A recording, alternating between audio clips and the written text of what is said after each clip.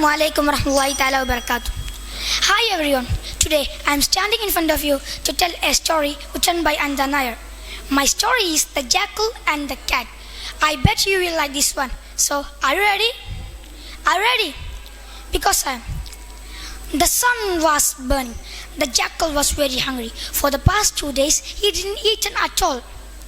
When he tried to get the food, the farmer's dog chased him to the forest. He took refuge there. There was such a big hole in his stomach. He was so hungry. He thought of a fat and juicy rat, salivated greedily. Kalan, the jackal, couldn't bear his hunger anymore. He slunk back once more into the farmyard. On his way, he met the Wallen, the farmer's cat. It's a very great and a big cat who never went hungry. He was always found a way to find the food. In fact, he thought nothing of stealing from the farmer's lunch if it was a fried fish or drinking of the baby's milk. But he was such a good rat catcher that the farmer forgave him and let him be. So Kalan, the jackal, saw Wallen look at him. Wallen asked, "Kalan, what's the matter?" Kalan moaned, Don't talk to me. Tell me where I can find the food. I am so ravenous that I will gobble you up." Wallen took a step back and looked at the Kalan. His mouth looked so big and his stomach so lean and hungry. "Come, brother Kalan," he said, "I will find you food." So Kalan and Wallen walked to the temple on hills. Kalan so puzzled.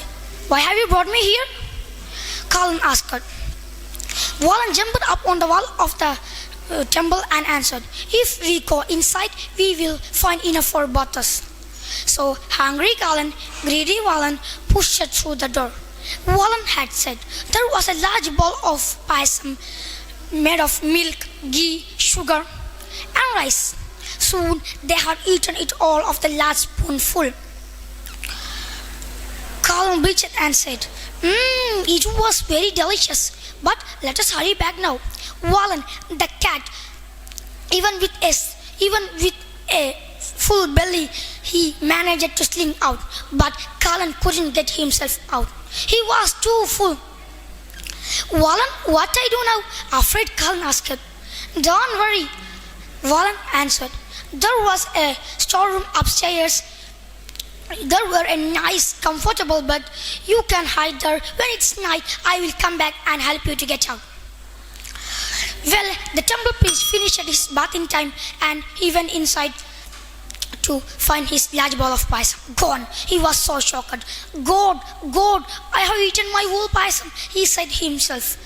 Meanwhile, the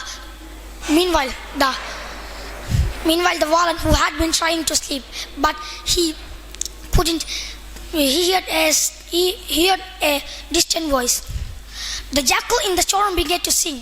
He couldn't control himself. He burst into a long sound. The village headman and some other villagers heard the jackal's call climbing up the hills. The village headman looked at the Wallen, looked at the temple priest and said, "He is the one who stole the payasam goods for the cat." And the man, he caught a stick and he hurried to the temple and beat poor Kalan. His bones so bruised, and the dogs followed and took him into the field, as he did with no one to save. The Kalan had thought of a song of his mother had taught him years ago. The world is so full of people, and not all people are friends, and not all friends are good. The good friends, they will be to the end.